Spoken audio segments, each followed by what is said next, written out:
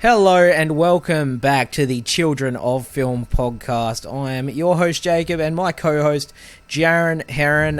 We've missed a couple of weeks, and what a roller coaster of a couple of weeks it's been. Hey, I mean, we managed to finish all the movies we needed to see for 2016. We've got our best of the year list sorted, and that is going to be coming as a podcast eventually. We've just had a few stops and starts and shake-ups this week. We almost had John Roca on the show. We did have John Roca on the show. We did an hour and a bit podcast with him. We did a top 5 with him. He did some and then it turned out that our audio failed to record and we lost it all. But because he's like Jacob's audio.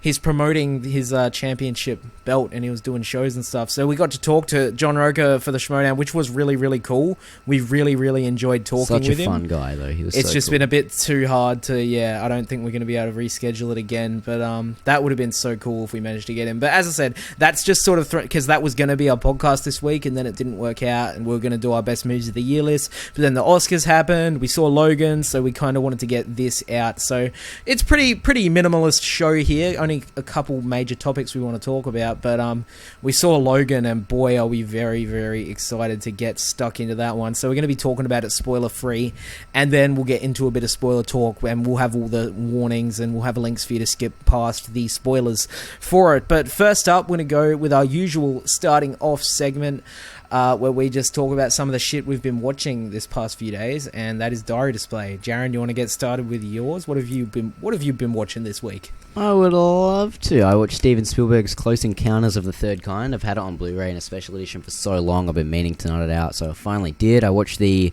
Ultimate Cut. I have a thing that includes theatrical and directors and Ultimate, so I just was like, fuck it, I'll watch the... If they kept working on it and then he stopped at Ultimate, it must be the best cut, so I watched that.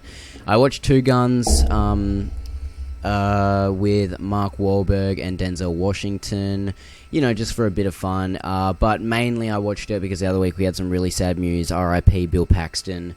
And I kind of just searched up Bill Paxton on Netflix, even though it wasn't his, number one movie. Wasn't that he his started, movie. Obviously. No, it wasn't. But I just searched. They only have 3, and I'd seen 2 of them, so I was like, I'll just watch Two Guns. He was really great in it, actually. The movie wasn't that good. It was fine.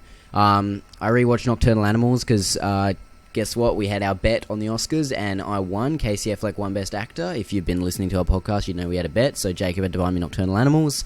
I rewatched that in his face, liked it even more, and it is just such a freaking great movie with 2 of the best performances of the year in it for me personally. I watched Half Nelson for the first time. It was pretty good. I didn't love it, but it was fine.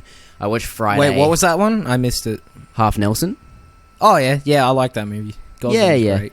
I watched Friday. It wasn't as funny as I thought it was going to be. Chris Tucker, though, every time he's on screen, he's just so funny. You got knocked the fuck out! He's just so good. I don't feel at home in this world anymore. The Netflix original apparently was coming back to save Netflix movies because they've all the 2017 made ones have been pretty bad. I didn't think it was anything special. I thought it was fine. In the cinema, I watched The Great Wall in a special IMAX screening. It was so dumb, but it's so fun. It was so damn entertaining. I watched X-Men Days of Future Past in preparation for my Logan screening. Loved it. It was my favourite X-Men movie. May still be. You'll have to see what I thought of Logan. I then watched Logan. We'll talk about that later. Last night I watched Punch Drunk Love, Paul Thomas Anderson's Punch Drunk Love with Adam Sandler. Really great, actually. And today I watched The Woman in Black, Daniel Radcliffe. I watched Enchanted. Jacob recommended me that. I loved it. It was so good. Amy Adams is his wife. Oh yeah, I love James Marsden though. He stole every scene. He's a funny fucker. He in is that movie. hilarious. He gets run over by the bicycles when he starts singing. He's so funny. But dude, how amazing is that Central Park musical number? Oh, so damn good. That's how you know that she loves you. Oh, it was so good. And then one more thing on Enchanted. How about the fucking shitty CGI dragon that looks like it's out of a PS2 Oh game? Man, so bad. That's so the only bad. issue with that movie, really. Yeah. And then I also watched Kubo and the Two Strings, which I rewatched. Yeah, I rewatched. And no spoilers because we're going to be doing our own awards video soon. But it's up there for it could be best animated movie of the year. It's we'll have to talk. I about mean, it. come on. Yeah. But yeah, on mine, it wasn't this week, but I just wanted to say I also rewatched Nocturnal Animals recently, and it is better. It's definitely a lot better on the second viewing. It's great. But anyway, this week I watched, needed something funny to watch on Netflix, so I threw on Swingers, and I enjoyed the shit out of My it. recommendation. Yeah, thanks to his recommendation. Vince Vaughn and John Farrow. Vince Vaughn is like iconic. Like every group of friends, you are so fucking money and you don't even know it. Every group of friends has this guy, this one, like one of these guys. You know, Would you say that's the probably guy me? who's- yeah, the life of the party, and he can be responsible for some of the best nights and some of the worst nights of your life. Oh, I'm never worse, but best. I'm a And party. John Favreau was also really great, and it's just a fun movie, but it's like it's smart, you know. It's a good look at what it's like to be a struggling actor in LA, because I know a whole lot about that. But it was a very surprisingly mature movie, and it holds up really, really well, despite the fact that it does use a lot of pop culture references. How good is that last scene though? The ending. It just ends on a joke. Oh, that So was damn so good. She's giving me the eyes, man. She's doing something very special's happening here.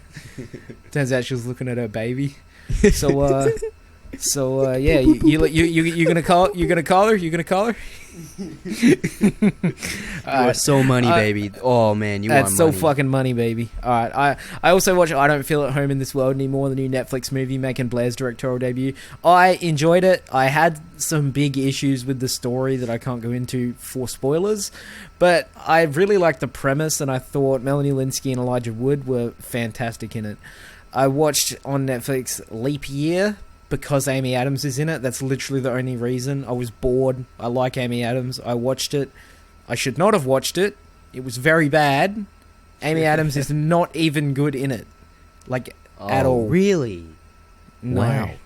Like, even in... I've enjoyed her in bad movies before, but she was not even good in it. But, to be fair, nobody could make that fucking script good. Oh, it was awful.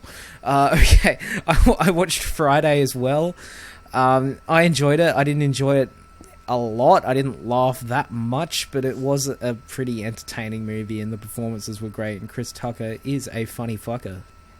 Like that rhyme, man? That rhymed. Yeah, man, that was... I we can end the watched- show on that if you want. Yeah, so yeah, that's been the Children Film Podcast for the day. Alright, I rewatched watching, guys. Arrival, because it finally came out on Blu-ray, and I love this movie more every time I watch it. It is so beautiful. Everything. Again, Amy Adams. I think Arrival is actually the best performance she's ever given, so I can't believe she was not nominated for it. Also watched Frank and Lola, a 2016 movie starring Michael Shannon and Imogen Poots. I thought it looked interesting. Ended up not being very good at all. Michael Shannon is charismatic as always, but it's a movie full of false starts, and it never really goes anywhere. Nothing ever happens, and it was very, very boring. I fell into a bit of a sci-fi mood because of Arrival and watched Contact, which does have some similarities to Arrival in the first half, with what's the name, Jodie Foster and Matthew McConaughey, and that was a pretty damn good movie. I didn't like the ending. I won't spoil it for anyone who hasn't seen it, but I didn't like the ending. I didn't really like where the story went. It was quite disappointing, and it descended into typical Robert Zemeckis sentimentality, but it was a very, very enjoyable sci-fi film. I rewatched Gravity that day because I hadn't seen it in about 3 years, and I wanted to see if it held up well. Does it? Yes, it does, incredibly well. The visuals are insane, and if you watch it in the right format, like in a massive TV with a great sound setup, it really still is an incredibly immersive experience. And then that night, I watched Arrival again, because, fuck it. It's fucking great. Then the next day, I watched X-Men The Last Stand, because it's the only X-Men movie I had never seen before. And I quite enjoyed it. I didn't love it. There was a lot of... I thought some of the acting in it was really bad at times. Not from the main characters, but just... I don't know, man. Like, how bad was Juggernaut? Oh, come on, you gotta level with me here. Dude, You gotta so level bad. with me here. He the Juggernaut, bitch! don't you know who I am? I'm the Juggernaut, bitch. I almost turned the movie off just because of that line. Like, he single-handedly just about ruins everything good about it. But, I did enjoy it, and it is quite different to the other ones, and I thought visually it looked really good with the colours and stuff like that. But, I just, it didn't really One of my favourite scenes from any X-Men movie is in that when Jean is going Phoenix in the house, and she's like blowing everything away, and Charles is trying to hang on, and he's like, "Let me in, Jean," and she's like blowing him. That's so damn good. Alright, I watched Sweeney Todd, The Demon Barber of Fleet Street, because I had a bit of a hankering to watch it, and I have seen it like many years ago when it came out, but not for a while. And since I like musicals now, I really, really enjoyed this movie. The singing was great, the songs were awesome. Sometimes the story dragged when they weren't singing, but for the most part, I had a lot of fun watching it. And, there's nothing better than watching a montage of Johnny Depp slitting people's throats while singing Joanna! And finally, I watched Logan. I watched Logan twice, and we're going to be talking about that soon. You obviously watched it twice because you hated it, Amen. I was not a fan, man. I saw it and then I saw it again the day after just because I hated it that much. I wanted more ammo to fucking destroy it with. Yeah, you took in a notepad on the second time just to fucking go at it, eh? Dude, I took in a whiteboard. Like wheeled it in, like one of those ones you buy at Kmart, wheeled it in. Like I stood up in front of the audience every time there's a quiet moment. Now this... at the start of the movie, ladies and gentlemen, this is how you make a shit film. And then you just fucking went at it. Terrible. Speaking of Logan, should we dive straight in? Should we dive in? That's it. We are. I guess there wasn't much of an ado. We are talking about Logan now because that is our next segment. Our next it's going to be a recurring segment. Every week we're just going to talk about this movie, Logan. Every week we talk about... And it's going to be sorry. Yeah. I'm sorry if I'm not making a lot of sense tonight. I'm so tired. All right. I've been awake for a while. I'll take the board of this. All right, so Logan, you had a nap after work, didn't you? I didn't actually. I couldn't sleep. All right, so this cares. All right, this is going to be called podcast segment name. This is going to be called... It's not a segment. It's just Logan. We're discussing Logan. I'm thinking of it. It's going to be a segment. It's going to be called... Discuss whatever blockbuster is out to maximize possible views. Yep. All right, that's good. All right. I'll put that in text on the screen. The We Are Sellouts segment. The We Are Sellout segments, and we are talk sex about for bomb, and we are here to make money and sell out and stuff. Yep. All right. Dumb. 1, 2, 3, 4, and we are here to watch Logan kick your teeth in. Jacob, Logan was fucking amazing. Yes, so Logan is a movie that just came out, and it stars Hugh Jackman and Patrick Stewart and Daphne Keane and Boyd Holbrook and Stephen Merchant and other people, but it's Wolverine's swan song, his last hurrah, one last ride, as the good people of the Fast and Furious franchise would call it. And it's set quite a while into the future, I believe. We're not going to give away too much about the plot because what I loved about the trailers for this is that they didn't give away much. Like, there were a lot of surprises in this movie, and I don't mean surprises as in, X-Men cameos, twists. I just mean stuff that happens that you don't see coming, just the directions the plot takes. And because really the trailers give away nothing, really. No, they don't. I mean, there's that one shot where I'm like, oh, something happens there. Yeah. No spoilers, but I didn't go. But it's that even that didn't go in the direction I thought it was going to go. The trailer was just kind of showed. The whole trailer was just kind of Logan walking around with. And yes, this is not a spoiler. It's X23. You still have time. The little girl. You've seen it in the trailer. And let me tell you, this kid is amazing. But yeah, like, it's set in a distant future where the world's pretty much gone to shit, and him and. We don't really know what's happened to anyone else, but Logan and Professor X they're all hiding gone, out. Charles. And they get drawn into this thing with this girl. And again, I really don't want to give away too much of the plot. Yeah, we'll just say that I think Logan, he's drawn. So there's a little girl, and she wants to get somewhere across the Mexican border. And Logan's the only one who can take in there. So it's kind of a road trip basically movie. The Last of Us. It's yeah. So it's it honestly has a lot of similarities. It's kind of a road trip movie. Tons, but like point and A to plus point Hugh B. Jackman should play the main guy in The Last of Us. But no, seriously, I'm going to stop, holding you in suspense. I thought Logan was fucking phenomenal. Incredible. And I don't want to hype it up too much for people who haven't seen it, but I've seen it twice now. I went and saw it again to confirm, but I think this is one of the best comic book movies ever made. And for a lot of reasons. First, let's talk about that R rating, or MA rating as it's called in Australia. This movie's fucking violent. This makes Deadpool look like a kid's movie.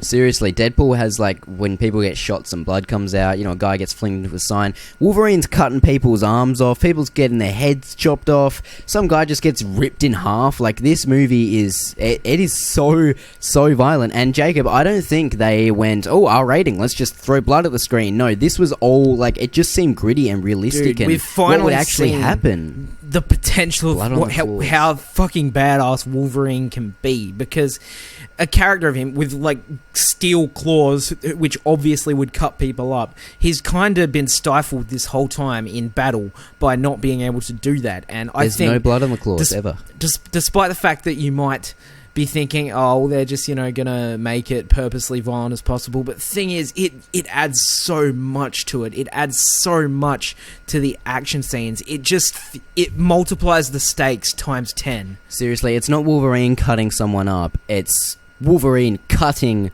someone up, and you feel it, and it feels different. Like in in Origins, he sliced people up and he looks like pristine. You're like, what? And then everyone complained about that. So then in The Wolverine, they were like, yep, we'll cut people up. We won't show them getting cut up, but if you look closely, there'll be droplets of blood on his claws. So that makes up for it. And they just times that by 30-fold and made this so violent. You can tell from the very first scene with the violence and the swearing from the first scene that this is rated R, because there is so much swearing in it. Yeah. They say fuck like hundreds of times. They may have been a tad overzealous with the swearing, but it didn't bother me at all. I honestly don't think so, because if you read the comics, that's just who Wolverine is. He does not care. He's he does not give a fuck. Yeah, if you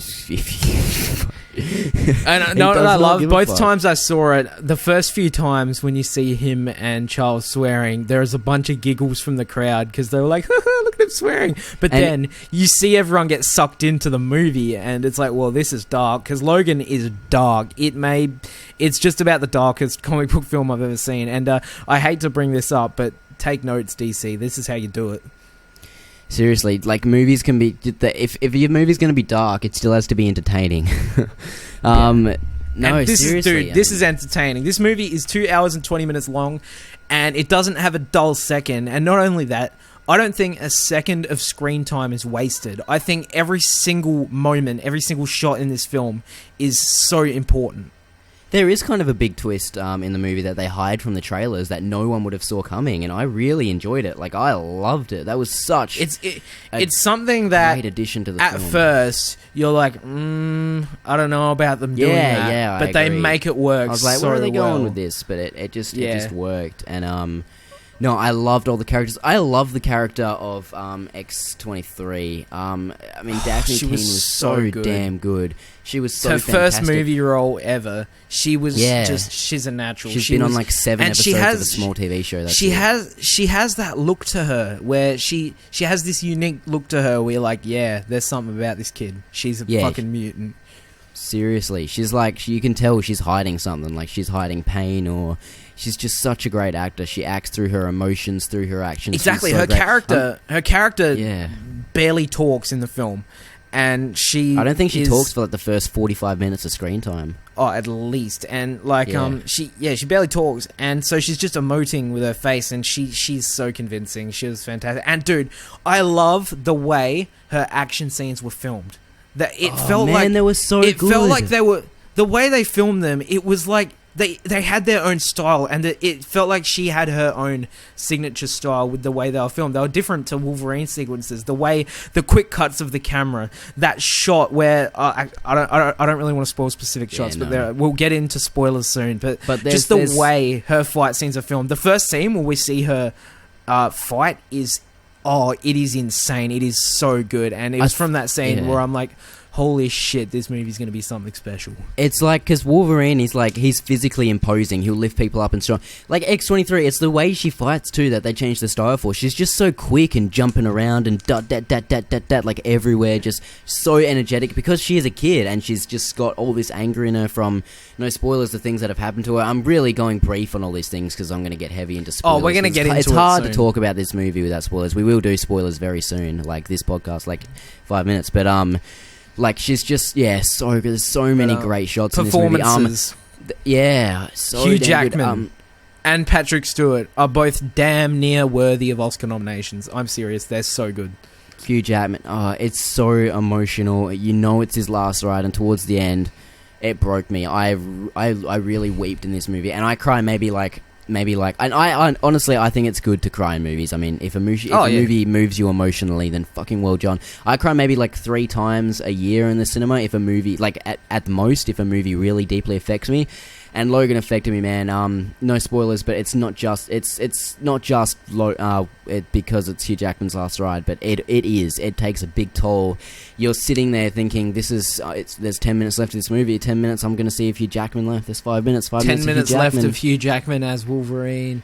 Man, it's again no spoilers. We're just saying it's his last ride as the character. He stated that, and unfortunately, it looks like it could be Professor X's last role, like fucking Patrick Stewart's last role, because he said something. He said something to that effect that this will be his last one. But what performances for them to go out on? Because seriously, they're both so good. Like both the best they've ever been as these characters. Oh, I agree. And Patrick Stewart said that after, it was actually right after they showed the screening for this. He said that he never thought, like he does not think that his character will ever be portrayed as good as it was in Logan, and that he doesn't want to disturb that, and this is where he wants to go out. He say, "I'm with you, Hugh. I'm out." That's why that's why he's gone. You know, don't bother sitting to the end. You can out of respect, but there's no credit scene, and I'm just gonna say, I am so glad there wasn't a credit scene, because honestly, I could not think of anything they could have added on. I was like, I was not sitting there like in a Marvel movie, be like, oh, it could have been this guy from this universe. That would have been cool. At Logan, I'm like, no, you can't add anything to that. There's nothing. Yeah. I thought Boyd Holbrook was actually very good as the villain. Oh yeah, so did I. He wasn't like one of the greatest villains we've ever seen, but the second time I saw it, I thought, nah, he was pretty good. I mean, he was charismatic in his performance. He wasn't all that scary or anything, but I don't think his character was meant to be all that scary. He was sort of this brash guy, and he was I don't know. I don't want to get too. There are some other villains and sub-villains and stuff that I thought were just as good as him, if not even better. But Stephen Merchant was the the second actor to play this character, who was also portrayed by someone else. Wasn't he in Apocalypse? No, it was portrayed by someone else in Apocalypse, though. It wasn't. He was Stephen like Merchant. the weird guy in it, like because he's the one who can see mutants, and they come to him to find where Magneto is, because he can see mutants. He has the same powers. He's still the same character. He was played by the creepy egg dude in Snowpiercer. Yeah, and they went to him to go find where Magneto was. And Steve Merchant plays the same character. Not the same character. I never even realized that was him. I never even realized that was him until the second time I watched it, because I just didn't recall the name. But no, Merchant was really, really damn. Even this character, this weird albino character who kind of looks like a vampire, like he is so. I actually had an emotional attachment to him towards the end of the movie. You know, he is so. Even his role was perfect for what it had to be. He had to be in there. It wasn't just adding in a random mutant in there for the.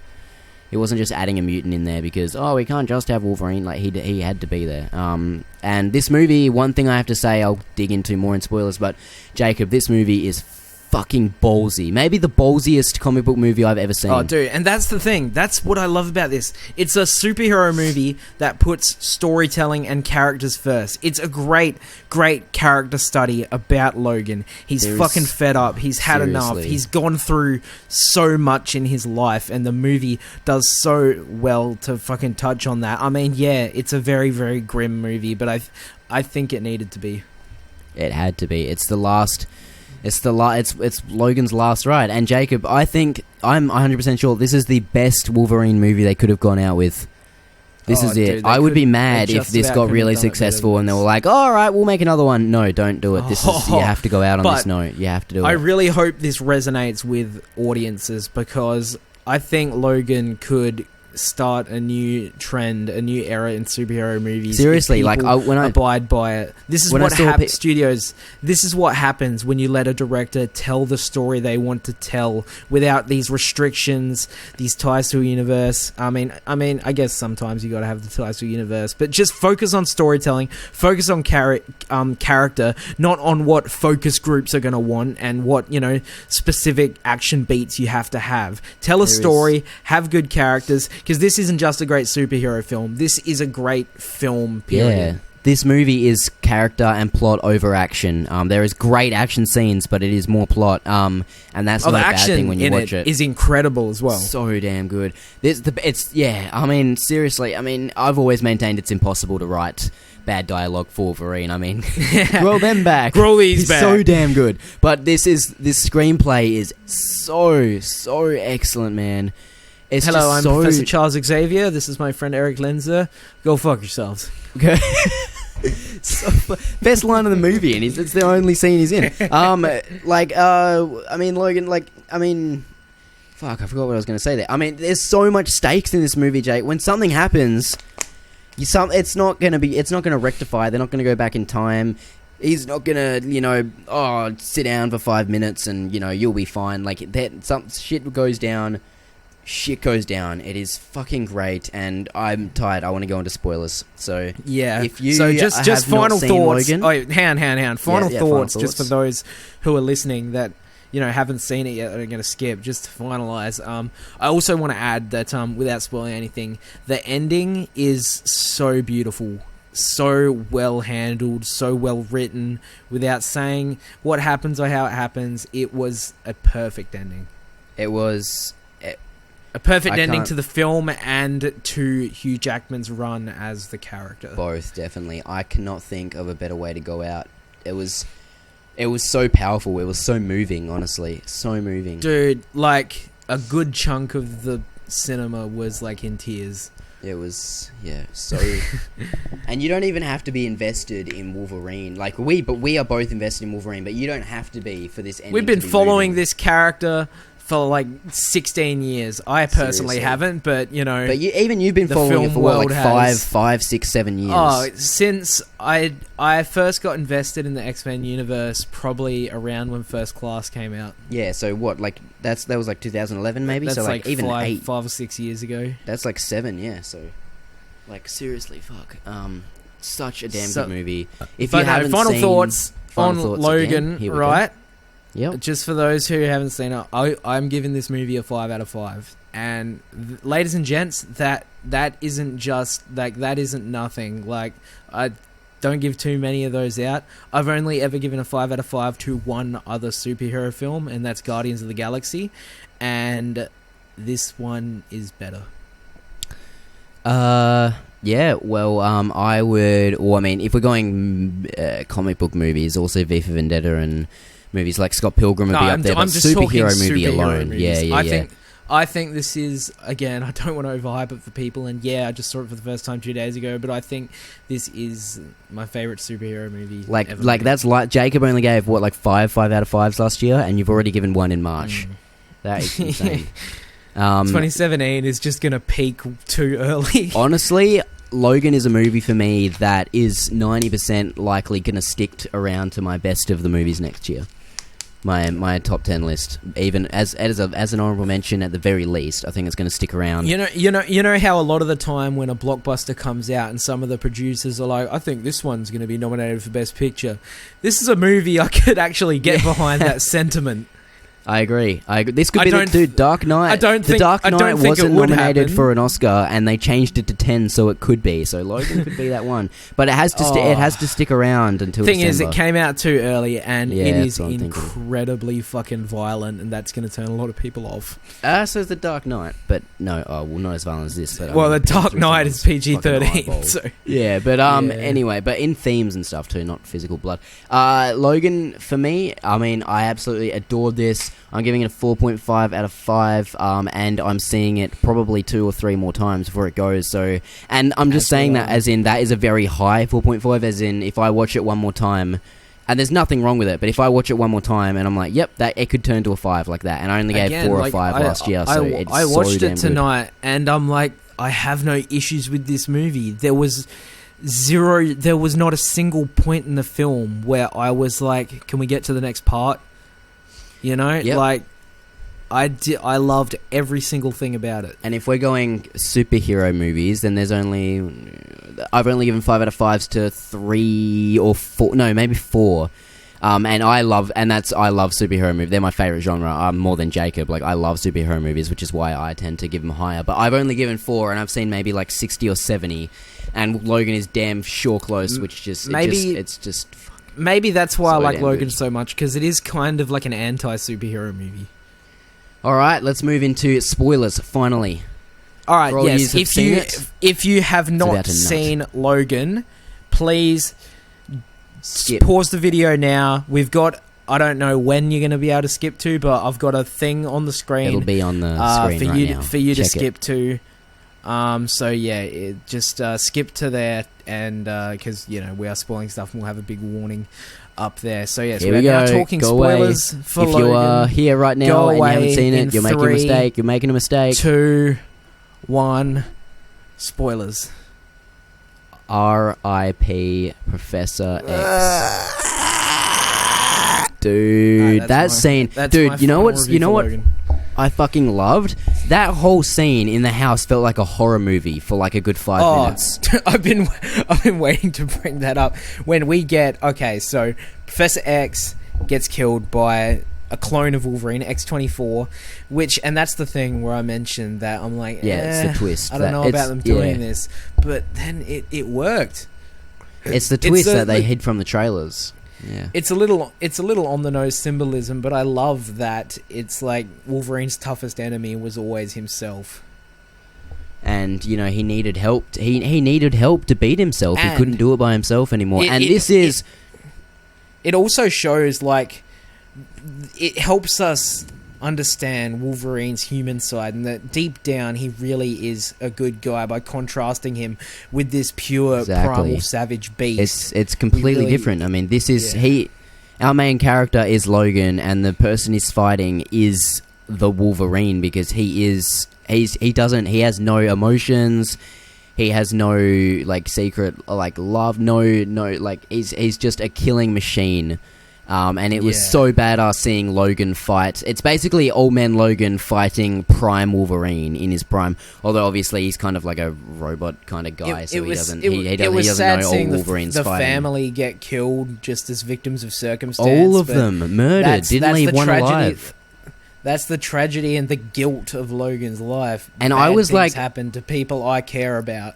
It was it's just that is Wolverine's life. I mean, it happened in the Wolverine. It happened in the first one. I mean, it just happens, you know. And there was one little bit that would have kind of annoyed me, which is when even though Logan basically stayed there, agreed to stay there, and got the whole family was murdered because of it.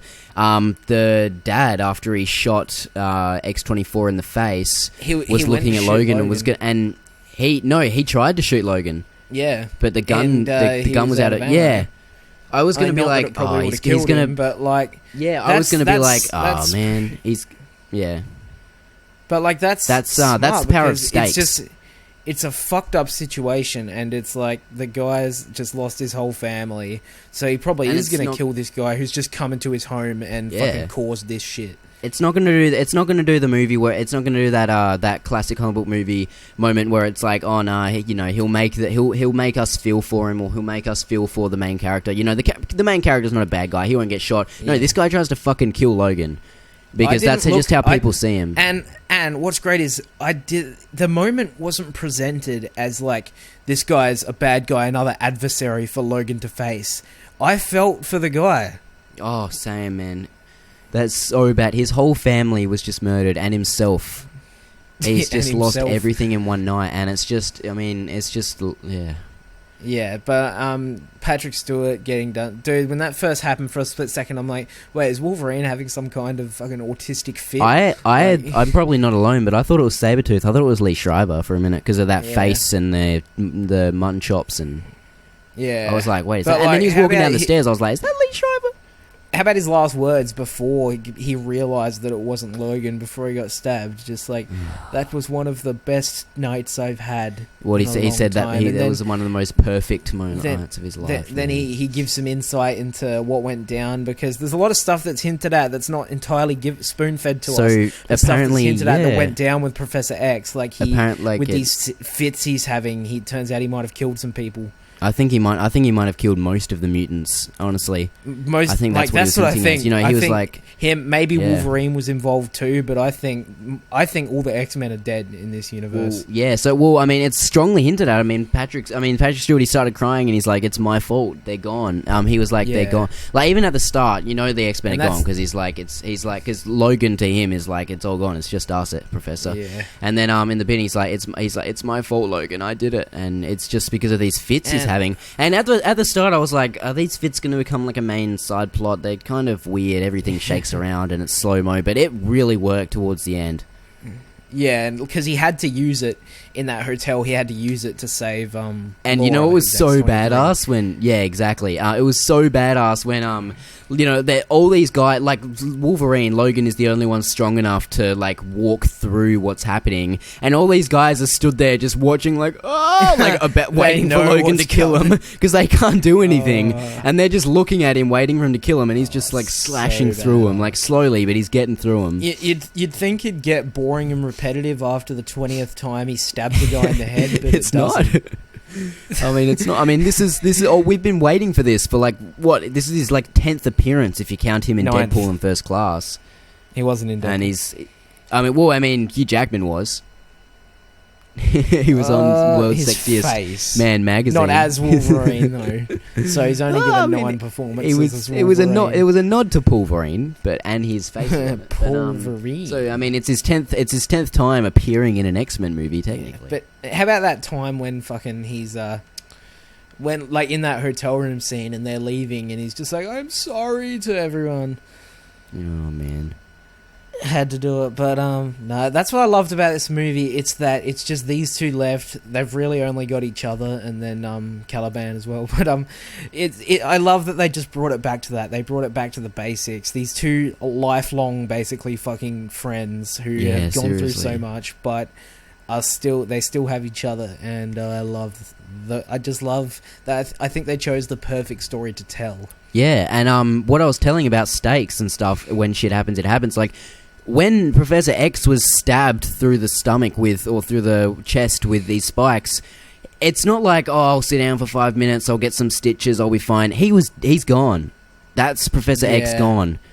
And when And I Logan, can't- when Logan, his health is not regenerating anymore, and he gets stabbed through the tree, it's not like, oh, we'll all carry you and sing Kumbaya and we'll take you to this place, and oh, this place is real and we'll give you medicine. No, he's fucking gone. He's dead. They didn't do a kinda BBS. The liked- rocks didn't move on the grave. They're still. He's dead. Fucking BVS. Okay, but no, I really, I liked how rushed his death was, because that's it. That's just, it's tragic, but that's It probably wasn't how melodramatic. it went down. That's just. They didn't get to have that fucking 5-minute conversation where one of them's on the ground, the other one's like sort of kneeling down towards them, and they have a chat. I always liked you, Logan. It's like, no, he gets done. What? And, Yeah, Logan barely even got to Wolverine- say anything to him. Logan doesn't even get to tell him that it wasn't him. He tries to. He's To like, "It kill wasn't him. me, Charles. It wasn't me." And what's that last thing And he says to him? Charles. He just says the Sunseeker. boat. He's just like, the sunset boat. Sunseeker. Sunseeker. And then Logan's like, fuck. He's just like, "It wasn't me, Charles. It wasn't me." And like, I'm pretty sure Charles knew it wasn't him once he got Oi, stabbed. oi. But like, it's just seeing the pain in Logan's eyes. It's just really Jared. heartbreaking. First tears of the movie. There's no fucking water. Oh man. That was know what annoyed me? Not really annoyed me. What? Not about the film, but both times I saw it, you know how after they bury Charles and he goes and just starts fucking smashing his car. Yeah. Both times I saw it, that got laughs from Yeah, the I audience. agree. The I'm first like, time I saw "What?" it, people behind me were laughing, and I was like, "What?" And they just started like he was smashing the car, and people were like, and I'm like, "What are you laughing?" Like, I mean, if it had been maybe after maybe something not as serious, like maybe he let a bad guy get away or something like a Deadpool, like when Deadpool just starts fucking bad Deadpool, like he's not doing that. His best friend of like 70, 60 years just fucking died, and people were laughing at him, like having a bit of rage about it. I don't get it. I want to hear from other people who've seen it. Like, did the audience laugh when that happened? Did you guys laugh? Like, I want to know why. If people laugh, why did you laugh? Like, I didn't. I mean, I guess he broke the mirror off a car. That's funny, but I didn't find it funny. I found it heartbreaking, really. The movie did have some laughs, which, you know, the laughs worked, but what I like is they didn't sacrifice the tone for laughs. No, like, it was very in the moment natural laughs, like almost like it had a couple. It had a couple moments of levity and stuff like that. Like, I have to pee, Logan, and just, you know, stuff like that. But there was some funny-ish moments with the girl, like when she's riding the toy horse thing. And starts like trying to smash it to get another ride, and he puts the coin in. But like, what about like even just it starts at the very start? It's not just gets heavy towards the end. Like, what about towards the end? What, like at the very start? Sorry, when Patrick Stewart's there and he's just like he's talking, and Logan's just like, "You didn't remember me 5 minutes ago," and he's like, "No, I always remembered you. I just sometimes don't recognize you." Like you're like, such a disappointment. Like seriously, and Jacob, Daddy. Oh no! Daddy. But I can we talk? I want to talk about Laura X-23 for a second. Yeah. Like how. What am I? Sorry, I lost my train of thought for a second. Good, man. I agree. Like how. I might edit that out. But no, Laura. I loved the fact that. So we talked about how her character doesn't talk, and she doesn't talk for like maybe a good 90 minutes at least. Yeah, it's 90 minutes into the film where she says something and she's just talking in Latin. Maybe even a little more than that. Because really it's not till the third act, sort of climactic, when they get there, that she talks. And I think that just made the ending that much more powerful. Like, really, all we see of her, she's silent. She screams during the fights, which could have been annoying, but I really liked that. Oh, I loved it, yeah. Just the pure aggression, like, whenever she was fighting and stuff. I mean, she's been tortured and caged her whole life. She's just letting it out on these people who are trying to bring her back to the cages. Like, I'd be fucking screaming too. Doesn't say anything, and then when they're fucking, after that horrific scene, they're at their fucking lowest, they're in the car. De nada. It's like, whoa. and then she starts like going off at him, and he's like, shut the fuck up. Yeah. And he's just like, what about when she's just clicking the thing up and down? Fucking will you quit it? She's a child, like, Logan. Yeah, how she like starts talking to him, and while they're at that sort of camp with the other young mutants, they have some great fucking moments together. Bad shit happens to people I care about. Then I'll be fine then. Ooh. Hey. Shit, like they have some great, just the stuff when he's finally honest with her and honest with himself. Like, yeah, I was thinking about blowing my brains out. Like, you don't often hear that. You might hear it mentioned offhandedly by another character, like you know what I don't get? I saw on a that it's like, you know, he's like, you know, fuck it, this is me, this is what I am. I saw on a spoiler post someone was talking and he was like, I don't get why did they shoot when they shot X-24, he's just gonna come back to life. We've seen what bullets do to him, and I'm like, were you not watching the film? They said about the adamantium bullets that they would kill him. Like, the whole thing is, Logan is his body is slowly being poisoned by the adamantium that's inside him. And the only way to relieve him of that is an adamantium bullet to the head or the body or wherever, because it will destroy his skeleton. For people, so I've heard some people be confused about why Logan was dying, because adamantium is poisonous, and the only reason that he survived with it for this long is because of his healing factor, but it was still slowly breaking away at him. But every time it broke away, he would just obviously heal again. So it wasn't affecting him when he was young. But now, I mean, his healing factor is slowing down, and he's starting to get poisoned. And he can't just get the adamantium taken out of him. That's his bone structure. That's who he is. It can't happen. The adamantium bullets is the only thing that can penetrate him enough and actually kill him. Dude, shit. The fucking. the ending, the fact that she doesn't talk the whole movie and then talks at the end, just makes that ending so much more powerful. Because the thing that gets me the most emotional about it is not just him dying, but her reaction and the tribute to him and everything. Like when he dies, she's crying. And by the way, her performance in that scene was fucking incredible for a kid. So damn good, and man. just like freaking, just the perfect word choice of words. Like, don't be what they made you to be. Dude, and then fucking, his last words. So this is what it feels like. 'Cause he's been waiting so long, wondering about, he's at a point now where he's just fucking done. He's fucking tired of living. I was crying when Laura she was like, "Daddy, Daddy." That got me started. I was like, "Oh fuck!" And then obviously, as you realize, as he's dying, you're like, "That's Hugh Jackman done. He's not coming back as his character." And then she does the speech from the movie they were watching, and then Jacob, she fucking turns that cross into an X. Too much. She turns the cross into an X. Come on, you can't do that to me. Dude, fuck you, James Mangold. Fuck Mangold, that's too much. That's too heavy. Oh, that was truly... Wow. Dude, I was already crying while she was, quoting that movie, freaking... Because... There's no living with the killing. There's no going back from one. A man has to be what he is, Joey. Can't break the mold. The valley is empty of guns. Go home. You run on home to your mother and tell her everything's all right. And then she goes to walk. Everybody's leaving because they still have to get. And there's ambiguity. You leave the ending with some hope, but there is the ambiguity if they're going to make it. Yeah, but exactly. But also, there's ambiguity. Does this place even exist? I think it does. I would agree. Because you hear when they're at the when how they're at that camp before they leave to cross the border.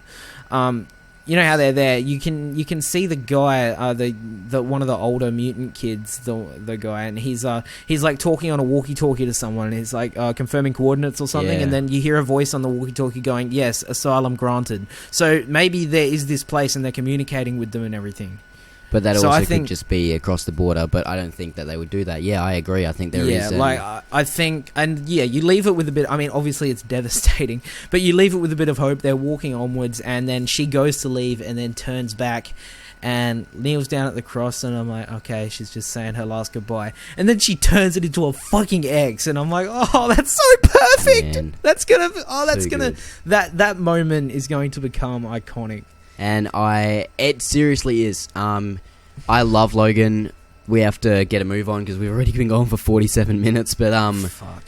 No, we could talk. We could talk about this for a whole podcast with no other segments, just Logan. It's so damn good, and it won't be the last time you hear us talk about this on a podcast.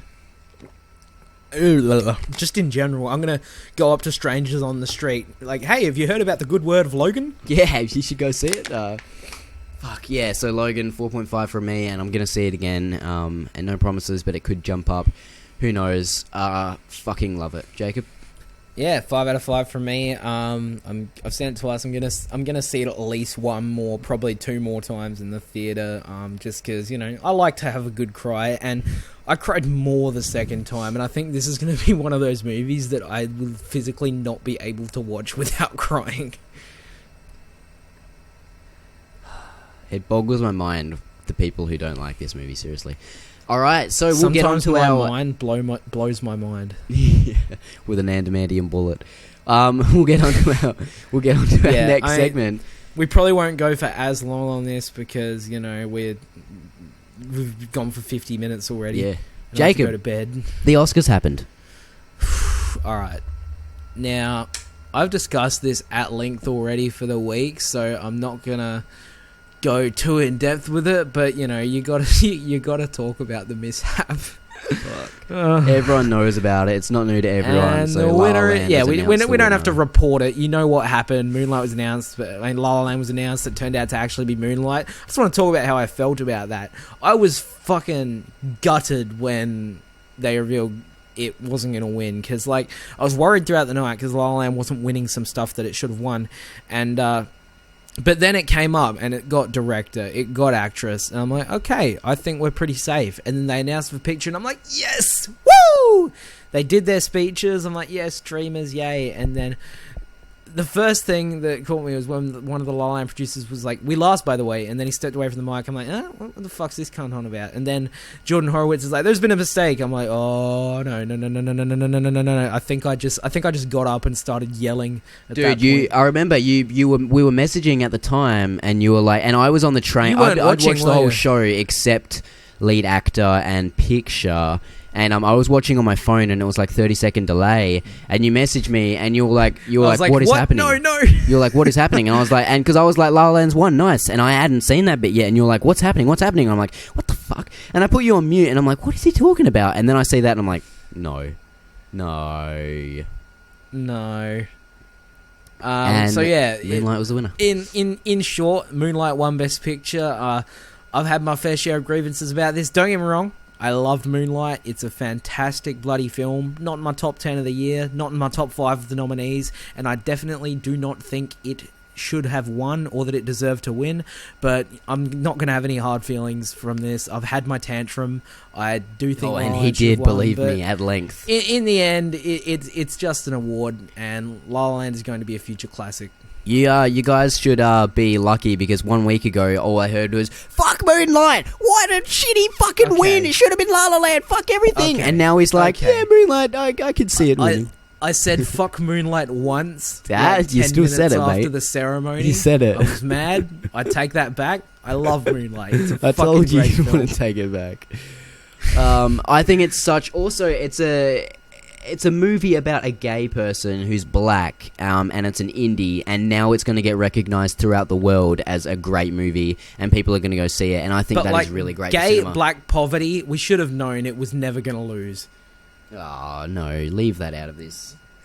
It's Nah, I not. kid, I kid. But It no, has if nothing we're to do with talking- that. It's a great film. If we're talking gay, Brokeback Mountain should have fucking won. Yeah, exactly. That's about two Come lads on, mounting seriously, each other that's on a fucking bullshit. hill. Like, And that Doesn't get movie gayer. was deserved to win that year. oh yeah, I agree. Actually, Casino Royale. But anyway, go on. Casino of the nominees, I suppose. But yeah, I'm very all this shit aside about picture. I'm happy with what La La Land did. Should have won editing. Should have won I'm happy maybe for one of the Axel. sound categories. But audition should have won original song. You still got original no. song. I want to say I'm Casey overjoyed. Affleck. Yes. Oh, Affleck. Yeah, I guess I'll allow you to step away from La La Land for a couple seconds. Thanks, man. I'm going to give this Affleck. I'm so glad he won, despite all of the allegations and despite what I think of it, despite what the mass think of it. Leave this out of this. His performance was fucking top notch. My second favorite for the year. My third favorite wasn't nominated, neither was my first. But my second favorite performance for the year. In lead actor, and I loved Casey Affleck, and I feel he's 100% deserving of this award, and I'm so glad he won, not just because I won our $30 bet and Jacob had to buy me Nocturnal Animals. No, seriously, I had I had bet on Denzel, but I wanted Casey to win. Yeah, I know. Like, I didn't so think Denzel I'm very deserved happy it. that he. Denzel did the most acting, but not necessarily the Denzel was best. great. Denzel was really good. But hang on. I have to burp. Oh yeah, you like that, man? Yeah, man. Yeah, I do. Christian. Denzel was great. Denzel was great, and Casey Affleck, while my third favorite lead acting performance of the year, was my favorite of the nominees. So I'm very happy that he won. Political allegations, all of that stuff aside, on just the pure basis of the performances alone, I'm really happy with Casey Affleck winning. He was so damn happy, and you know what? Should have been Andrew Garfield for Silence, but I'll get over that. Should have one been Jake too. Gyllenhaal for Nocturnal Animals, but no, He should have been nominated I mean, too. that video of Ben Affleck crying when his brother was on stage, that moves me, man. Speaking something of Ben Affleck crying- will never do: win an Oscar for acting. Nice, that was low blow. Maybe. He's a good actor. Speaking of crying, Emma Stone wins for La La Land. Made me so happy. She's probably my favorite performance of the year. We've and, loved her since she was a kid. It's our girl, man. It's like watching our big sister grow up and win an Oscar. Because we've been fans Seriously. of her since like the Our Apatow big sister days. that I'm strangely attracted to, growing up and winning an Oscar. Very, very. I'd be worried if she was my incestuous. sister. I would. No, but But no, just like that you talked about videos of Ben Affleck crying. I love the videos of her backstage, just sort of overwhelmed by it and everything like that. I love Emma Stone. She deserves this so much. She was fantastic in Birdman a couple years ago as well. And it's La La just, Land, dare I say? dude. Anyway, yeah, not movie performance but, from Emma Stone, I would say. yeah, still, yeah. But I would. oh, it's so good. But it's dude, nothing gets me more erect than seeing comedians do drama and nail it. That's just one of my favorite things in the world. Like, let's go. But Emma Stone is not La La she's Land. not, you don't think of her as a comedian anymore. She's just a fucking great actress. Oh yeah, damn right. She's gone from She's Superbad so funny to in Zombieland to Easy A to freaking The She's Help so at La La fucking funny Land in and Easy A. Birdman is no way a light comedy. There's a Even higher if it power is who will dark. judge you for this. Ooh, Tom Cruise. Why don't you get a That's like wardrobe, you abominable twat? That is like the best line. Tom Cruise. Fuck, I love that movie. Easy A. Tom Cruise. I mean, Fucking she's great. Where not was her wrong. Oscar He is nomination a for higher that? power. Tom Cruise. Yeah. Other categories are, support. No surprise in supporting Mahershala Ali and Viola Davis. Both very, very well Should have been deserved Aaron Taylor winners. Johnson. Very Nothing. glad that Manchester by the Sea won original screenplay. That's actually the one category I didn't want La La Land to win, so I'm glad Manchester got it. Very, very well deserved. Adapted screenplay. I'm sorry I keep inadvertently talking shit about Moonlight. I don't mean to, but I don't think it should have even been nominated. Neither should have Fences or Hidden Figures or Lion. Dude, but Fences getting nominated is just bullshit because it's just they legit- copy and they paste of legit the copy play. and pasted the play. Like, Yeah. it's won countless Tonys. Pass it up. Yeah, but Moonlight won. But honestly, of the 5 nominees, I think Arrival is the only one that should have even been nominated. So obviously, I think that should have won. But Wait, where was Nocturnal Animals adapted screenplay nomination? Seriously, Nocturnal Animals. I would have nominated Silence. Yeah. Hey, fuck it, man. I would have nominated Hunt for the Wilder People and 10 Cloverfield Lane over Moonlight and Fences and Hidden Figures and Lion. But dude, I seriously don't get how Nocturnal Animals wasn't nominated. That it boggles my mind. Seriously, the screenplay, it balances like 3 stories, and it's so like I don't get it. Whatever. Seriously, there wasn't anything all that special about the screenplay of Hidden Figures and Lion was a really good screenplay, and Moonlight was a great script. I just wouldn't have put it in my top 5.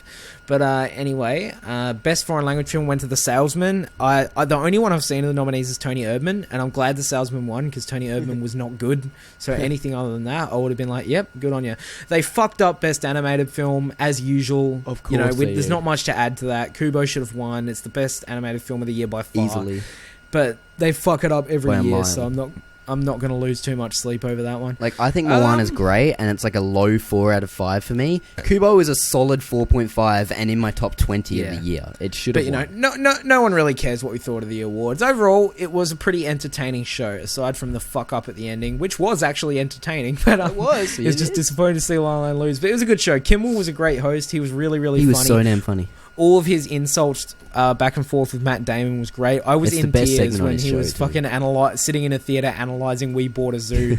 It's so effortful for him, you Yeah. can see he's really trying, and his performance here shows that he can hear words that are said to him and say words back. Wait, Jacob.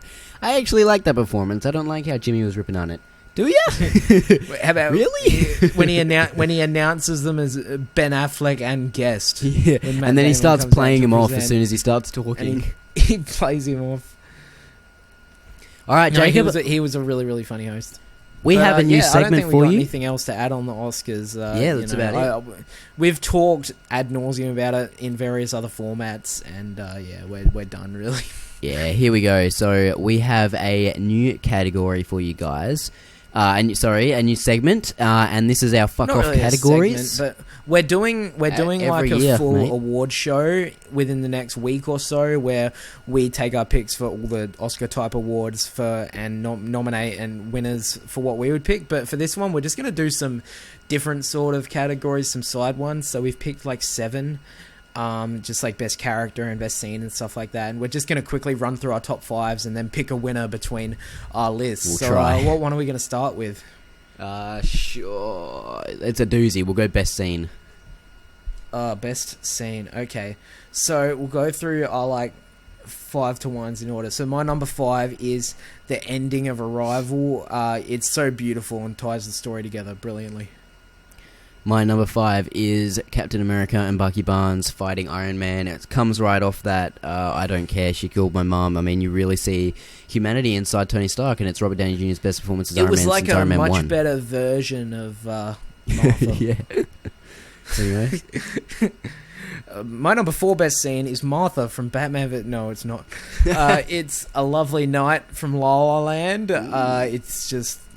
Yeah. Again, I'm not going into too much detail. You'll know it. It's whimsical.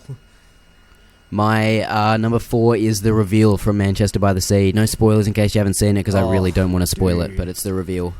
Yeah, that would have been the close montage, the back and forth.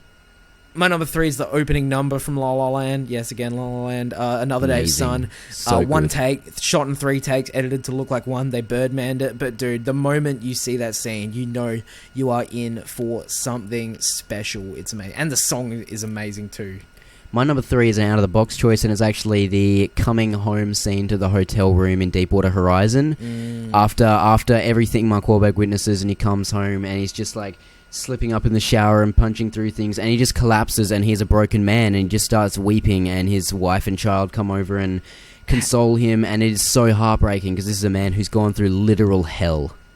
Throwback to when you sent me your best scenes list before I had seen Deepwater Horizon, and you were like, coming home scene. So I'm like, great, now I know he survives. I did. Alright, my bad, I will admit that. That was me.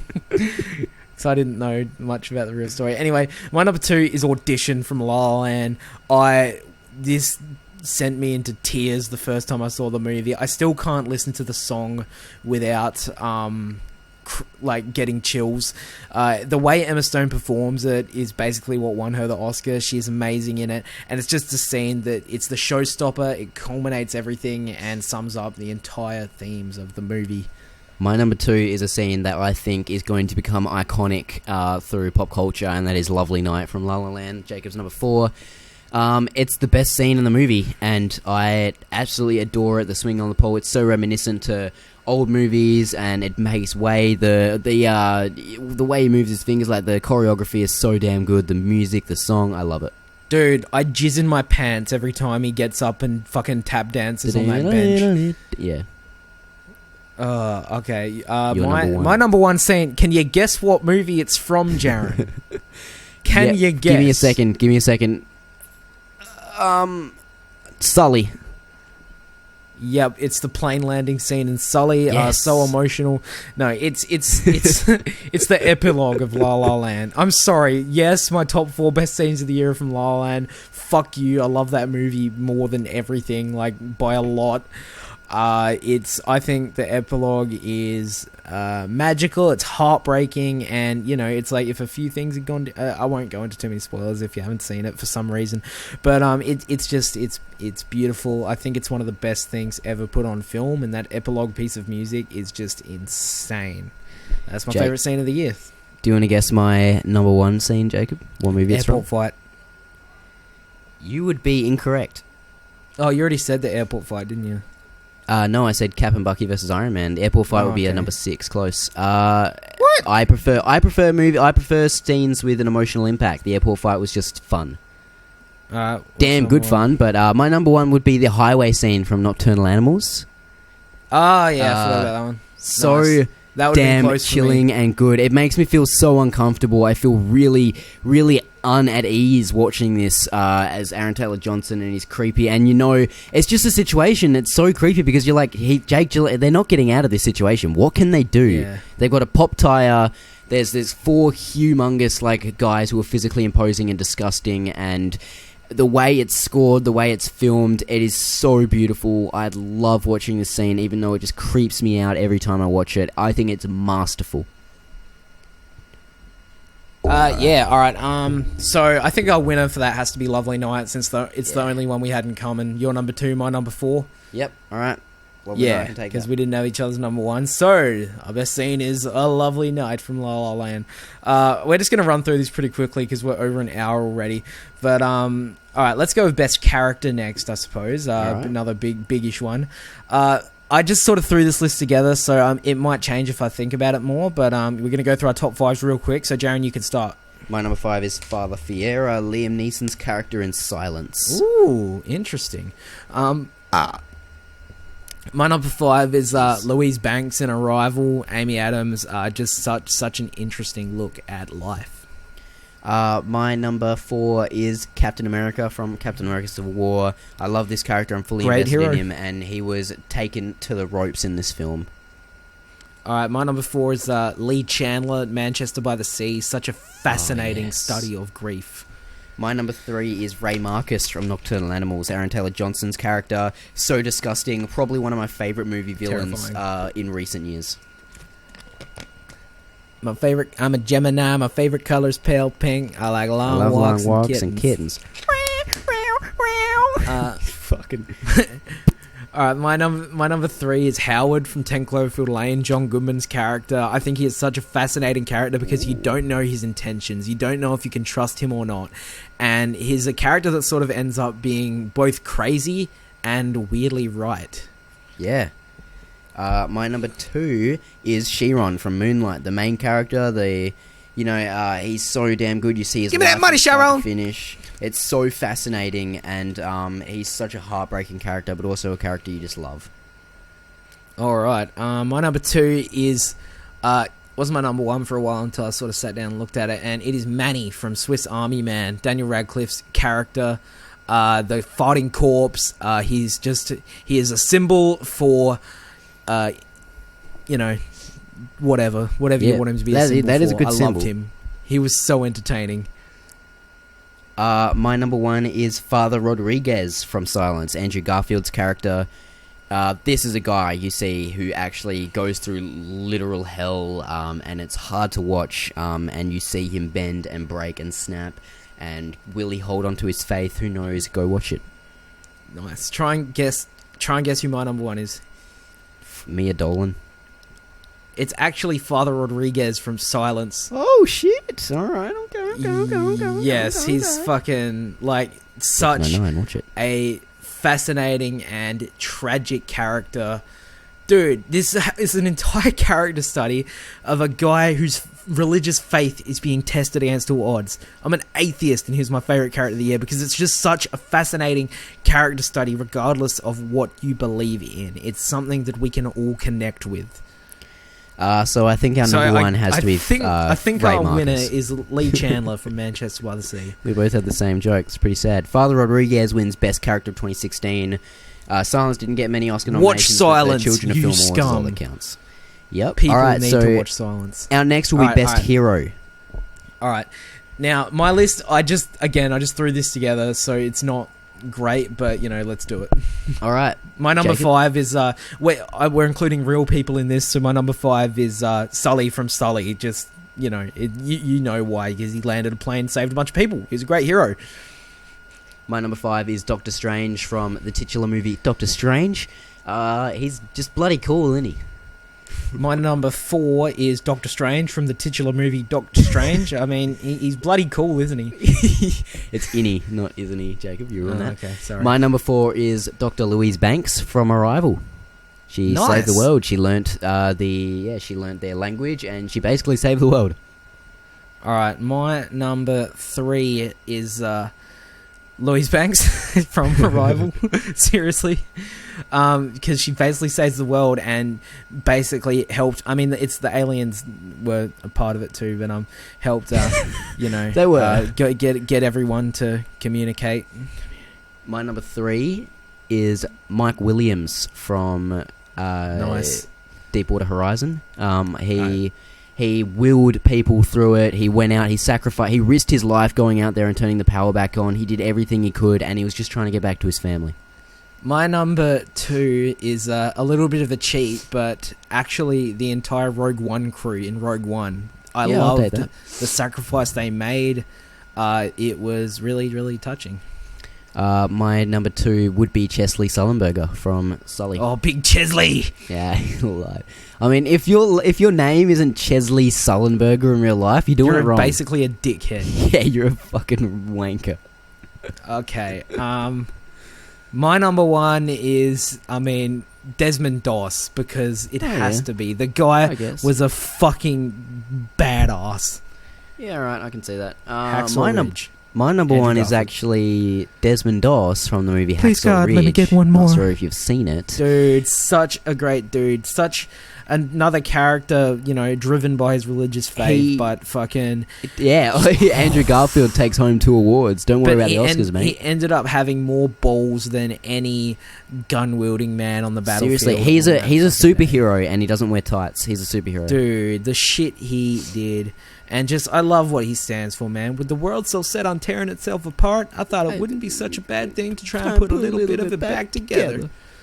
Oh, dude. Desmond Doss is our such a great best film. hero. So, bit of crossover here. I like it. Now, 2 in a row. We never have the same. Oh, I just want to say as well. This is the first time we have watched movies every year that we have had the same favorite movie of the year exiting the year. I mean, we have it now because you've gone back on Gone Girl and changed it to Gone Girl. Mine was always Gone Girl. But exiting 2016, we both had the same favorite. Which is La La Land. Anyway, are we doing best villain now? Yeah, best villain. Top 5 best villain. You can start. Alright, my number 5 would be the blind man from Don't Breathe. So scary, you're not sure what he's capable of. He has such a mysterious past, and as the reveal comes about, you realise he's just a despicable guy, but you also kind of root for him. Alright, my number 5 is Darcy from Green Room, Patrick Stewart, because he's not some over-the-top, I'm gonna get you villain. He's just a guy who's he's a very bad man running this criminal empire, and he's just very, very matter-of-factly doing what he has to do. And the best thing about the villains in Green Room is that they are smart. They know what they're doing. Damn right. My number 4 is actually the main character in The Founder, Ray Kroc. And it's a bit mean considering he's a real life guy, but this guy's a snake. Fuck that guy. I mean, you love him. He's just so conniving and so smart. He's so damn smart, but he's such a wanker. And it's just so entertaining watching him on screen. I love The Founder, so underrated. And Ray Kroc is so great. My number 4 is the Inquisitor from Silence, played by Issei Ogata. Such a unique movie villain, and he has so many great interactions with Andrew Garfield, but I won't get too much into it because I want to make everybody see this. But he gave a great performance, and he was just unique type of villain. My number 3, Jacob, is a movie I don't think you've seen, and it's The Inquisitor from Silence. He was He was a really unique type of character. He was quite unique. Unique. Nah, he was good. Alright, my number 3 is actually the blind man from Don't Breathe. One of the best horror movie villains we've seen. He felt like a movie monster despite being a human being. And that reveal, while maybe it was a little bit much, for some people, I enjoyed it because I'm a sick person. Yeah, it worked quite well. I am going to have for my number 2 Colonel Zemo from Civil War. I felt he worked... Some people didn't like him. I felt he worked perfect for the movie, and he was actually... he's my favourite. He's probably one of my favourite Marvel villains next to Loki. Everything he was doing was for a point, and he was a hero who didn't try to fight him. He knew he wouldn't beat them in a fight. All he wanted to do was pit them against each other, and he was successful in doing that. I mean, a giant evil robot couldn't do it. A god couldn't do it. A man whose family was crushed in a building collapse by the Avengers... was on a personal vendetta, and he did it. He took the Avengers apart. He succeeded. You don't have my number 1. Ooh, what's that? But my number 2 is Ray Marcus from Nocturnal Animals, who I'm assuming is your number 1, because Aaron Taylor Johnson, fucking terrifying dude. Because he enjoys what he is doing. Oh, my number 1 is Ray Marcus, Nocturnal Animals. You're damn right.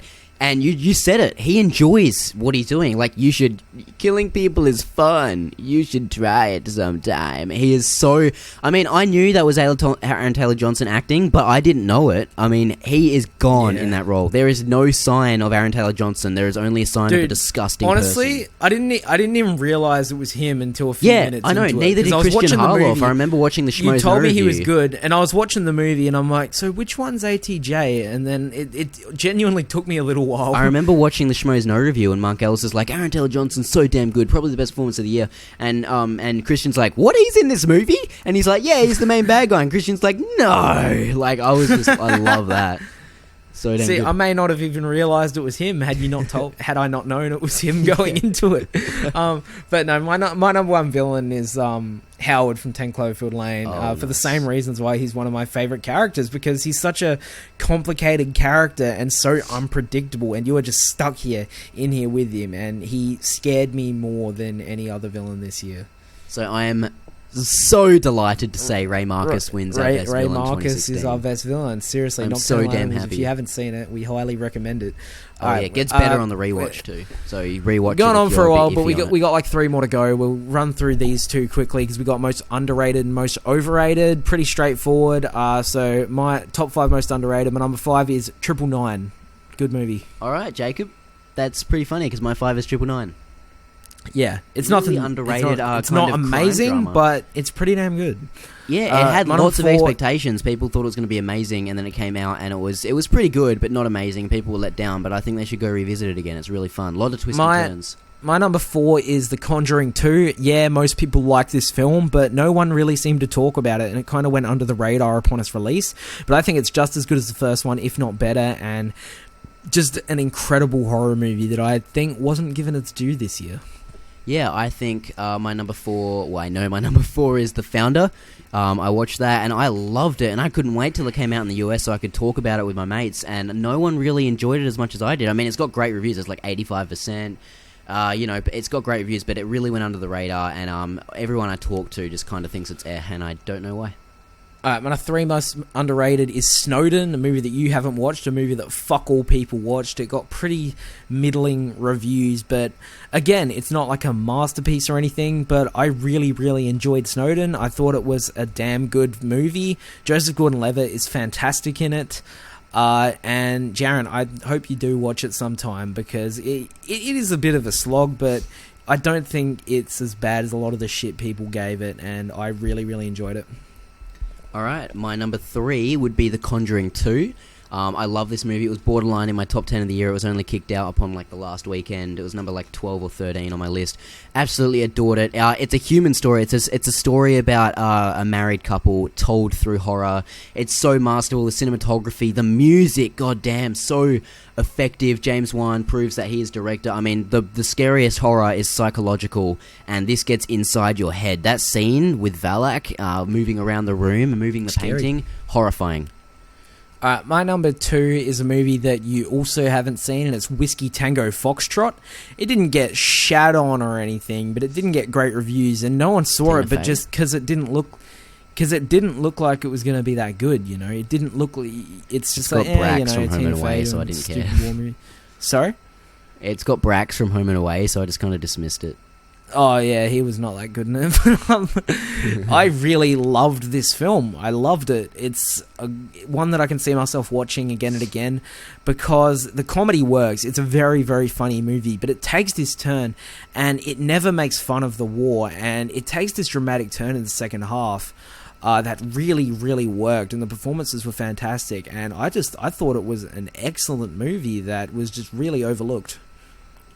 Yeah, that is great. My second most underrated movie is Popstar Never Stop Never Stopping. Absolutely love this movie. Everyone I talk to likes this movie, borderline loves this movie. So it's underseen, not underrated.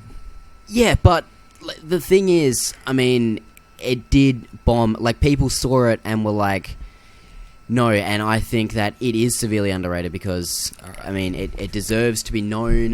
It deserves to be up there for some of the best comedies of the year. And it just looks like it didn't resonate with critics, really. I mean, people I watched liked it, but it's only got like 70%. Lots of people kind of just thought it was brash and, not that funny. And I think that's because they're like Popstar's audience, Lonely Island. Teenagers like Lonely Island to think they're edgy, I like this, they make weird jokes. But these are also the teenagers who love like Justin Bieber and that, most of them, which is why I don't think this really resonated with them, because it was just making fun of him. Okay, my number 1 is the dilemma here is, do you go with a movie that you liked that most people hated, or a movie that you absolutely loved that people kind of liked. I'm going with the latter because my number one underrated is Swiss Army Man, because this is one of my favorite movies all year, and I think people just looked at it and like, it's fighting corpse, dumb.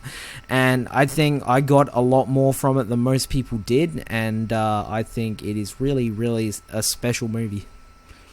All right, well, as of right now, this is underrated because it's only 6% in front of yours on Rotten Tomatoes, and this is Silence. I think Silence is spectacular.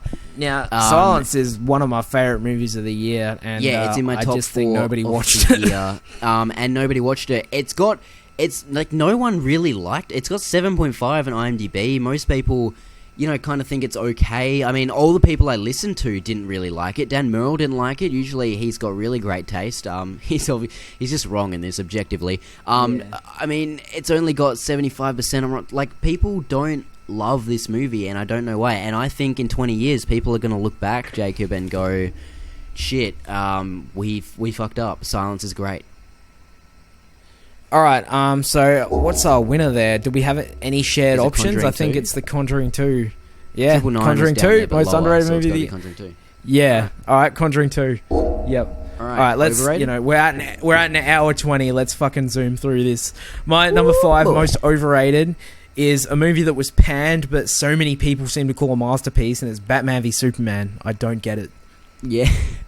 I couldn't quite put it on there because, I mean, of the overwhelming hate. A lot of people but I would do call get this it. underrated. I think it's overrated. Oh, it is so overrated. My number 5 would be an animated movie, Zootopia, and I like this movie, but it was blown way out of proportion, and I think it actually hurt it for me because people were saying it's an animated masterpiece, and that hurt it for me because I went in expecting that, and it was just pretty good. My number 4 is not that well-known movie called The Fits. It did pretty well on the festival circuit. Got some incredible reviews from critics and stuff, and people just said it was this really inventive indie masterpiece. I watched it, absolutely hated every second of it. I think it was a glorified short film stretched out to 80 minutes. There was nothing to it. There's a bit of magical realism in it, and it's like a metaphor kinda, and I got it, but it was not worth being a feature film. My number 4 is The Vavitch. I watched this with you in an indie Vavitch. theater, and I understand why people love this. I really do, but it's not for me. I think some of the narrative beats really don't hit. Some of the performances are really not good. Some of the I thought imagery the is really on the performances were nose. fantastic in it. No, the little That was my favourite thing her about the brothers. Her brothers were not good. That scene where the brother's like dying, he's so good. Yeah. Okay. And I'm not a massive fan of The Witch either. I like it, but I think the performances are good. I think some of the brothers were pretty bad, and some of the imagery. It's fine. I just wanted a bit more from it. And people are calling it a horror masterpiece and dismissing it and saying it's better than The Conjuring 2, and that hurts me inside.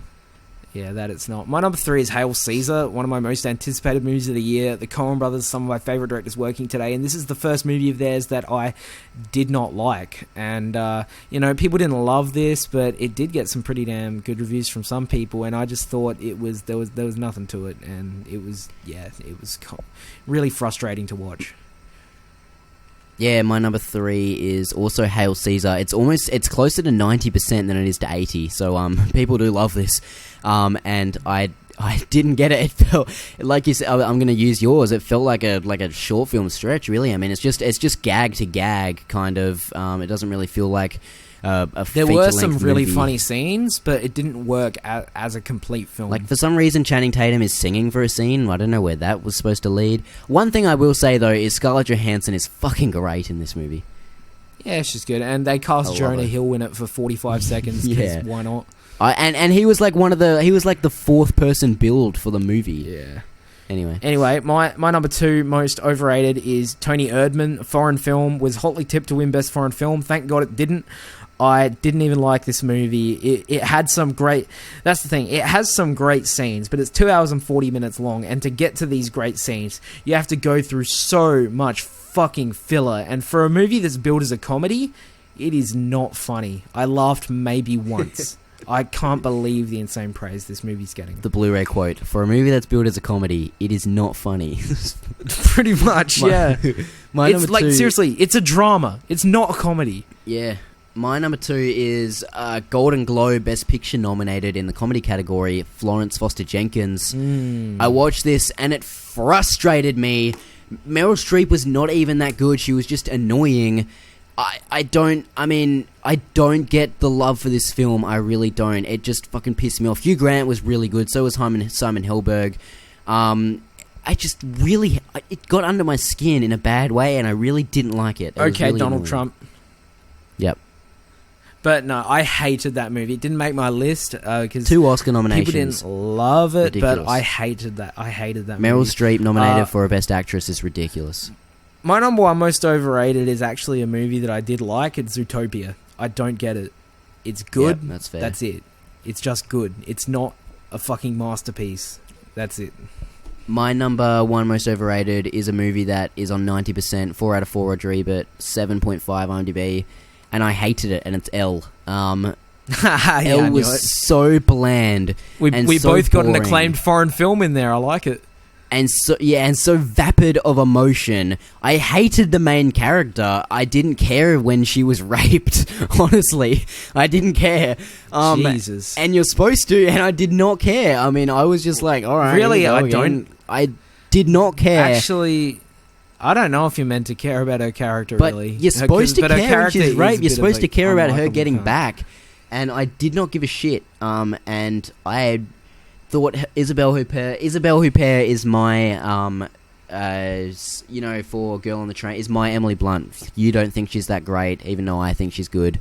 You think Isabelle Huppert? I think she's not. I think she's fine. I mean, I wouldn't have nominated her, but she was very good in it. I think she's fine. And I hate what does that this make our movie. number 1? Does it make it Zootopia or Hell Caesar?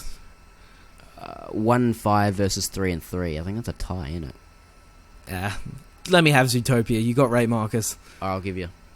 All right, most overrated is Zootopia. All right. Fucking Even though Kubo we Showman. both we like Hail Caesar less, Zootopia wins for some reason. All right. Now, we wanted to talk about our funniest movie moments from the year. I don't really have a list because I couldn't think of that many, but Jaron has a list, so we're going to go through his, and then we do kind of have a joint number 1 that we want to talk about. All right, so I'm just going to go through 4, and then there's one that by far beats everyone. My number 4 is a moment from Elvis and Nixon, a really underrated. Do you think I could take him? Movie that no one saw, and it's that moment. President Nixon is talking about having Elvis on, and they're like, "Oh yeah, he does this, he does jujitsu," and Nixon's like, "He does jujitsu," and he's like, "Yeah," and he's like, "Huh? Tell me something." "Yes, Mr. President." "Do you think I could take him?" It's just ludicrous, and it's so damn funny, and I love it. My number 3 would be the diner scene from Hell or High Water. Not a particularly funny movie, really gritty and realistic. That but, scene was hilarious. I'll tell you what you won't have. You're not going to have the potato. Someone from America came over here and tried to order trout. We ain't got no goddamn trout. Only thing anyone's ever ordered in here has been T-bone steak and mashed potatoes. Except one asshole came in actually here in baked 1987 and asked for trout. We don't serve no goddamn trout. Yeah, Something like that. Baked potatoes. So what won't you have? I just love Well, how the it's green just beans. like some asshole came in and like he's an asshole for ordering trout, and she's still remembering that back to 1987. That's just amazing. I don't want the string beans. I want string beans. I'll have the baked potato. Yeah. My number 2 would be The Other Guys. Sorry, not The Other Guys. The Nice Guys. Yeah, I love that movie. When they jump off the building, fucking funny. Man. Well, The Nice Guy. That would be in there if it came out this year. The Nice Guys. The whole movie is funny, but my favourite moment is when Ryan Gosling is sitting there. He's fallen down. He's gotten drunk and he's trying to impress a girl, and he falls down a hill. And he finds the dead body of this movie producer, and Russell Crowe's there, and he's like, "What are you doing?" And he's just like, the only reaction he can have is to just sort of wheeze and point at the body. and Just Russell Crowe's like, "What are you doing?" And he's like, almost like he's laughing, but he's shocked. It's so great. I love it. That is one of the best pieces of like physical comedy I've ever seen. Ryan Gosling is so good for that whole movie. Dude, you know what is the best piece of physical comedy I've ever seen? What? Get off the phone! Oh, you know what mine is? FBI! That's so damn good. You know what mine is? What? Fuck you, Miles Davis. Bong. That was through so the tight. fucking Keep symbol. it going. Bum, bum, bum. Like 21 it's Jump just a Street for long the shot, and you can uninitiated. tell it's him because he looks at the camera and then just jumps through a symbol. It's amazing. And my number 2 is by far away is my number 1, but my number 2 is in Popstar Never Stop Never Stopping, the monologue on how the writing of the catchphrase verse came to be. I mean, he's so stuck up. He's like, we wrote it together. I even wrote more than you. And it goes on for like 5 minutes. It's like, all right, yeah, okay, you did this. All right, yeah, I did wake up. I was late on that occasion. All right, okay, I was tardy. I was never there. I was tardy on accident. Okay, I was tardy. It was on purpose. It was a power move. It's my bad. I slept in on purpose. And then, okay, I was never there. You wrote it. It's so damn funny. I'm just trying to rush through this, but please go see Popstar. It's so underrated. You need to see it. And Jacob, let's talk about our combined number 1. The funniest moment easily of 2016. By far away. Is Martha in Batman v Superman. Why did you say that name? Genuinely, the first time we watched it in the theater, we were both just fucking shitting ourselves laughing. It was hilarious. I was in shock at what I was seeing.